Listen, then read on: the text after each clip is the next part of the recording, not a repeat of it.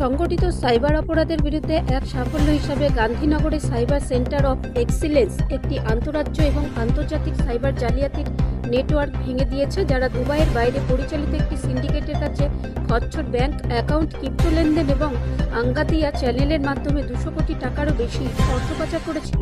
কর্মকর্তাদের মতে, অভিযুক্তরা বিভিন্ন রাজ্যের একাধিক ব্যাংক অ্যাকাউন্ট খুলে সাইবার জালিয়াতির শিকারদের কাছ থেকে অর্থ পাচারের জন্য ব্যবহার করছিল, যার মধ্যে রয়েছে ডিজিটাল গ্রেপ্তার, খণ্ডকালীন চাকরি, বিনিয়োগ প্রকল্প, ঋণ অফার এবং ইউপিআই ভিত্তিক জালিয়াতি। সম্পর্কিত জালিয়াতি পাচার করা অর্থ হয় নগদে উত্তোলন করা হয়েছিল অথবা বিদেশে পাঠানোর আগে ক্রিপ্টোকারেন্সিতে রূপান্তরিত করা হয়েছিল।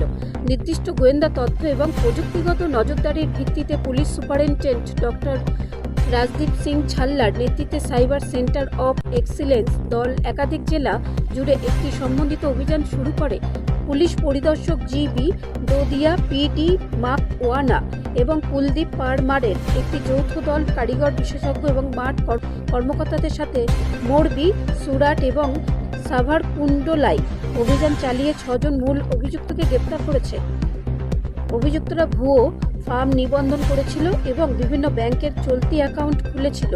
এরপর এই অ্যাকাউন্টগুলি ভারত জুড়ে নাগরিকদের কাছ থেকে প্রতারণার মাধ্যমে অর্থ জমা করার জন্য ব্যবহার করা হতো।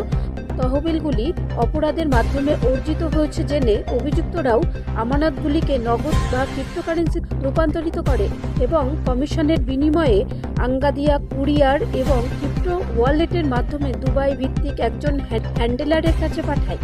পুলিশ অভিযুক্তদের জব্দ করা মোবাইল ফোন পরীক্ষা করে দেখে তাদের দেশব্যাপী 386টি সাইবার অপরাধের মামলার সাথে যুক্ত 100টিরও বেশি ব্যাংক অ্যাকাউন্টের বিবরণ পেয়েছে, যার মধ্যে 200 কোটি টাকার জালিয়াতি জড়িত। পুলিশ 12টি মোবাইল ফোন, বেশ কয়েকটি সিম কার্ড এবং সাইবার জালিয়াতির সাথে যুক্ত 100টিরও বেশি ব্যাংক অ্যাকাউন্টের বিবরণ জব্দ করেছে এবং আরও তদন্ত চলছে।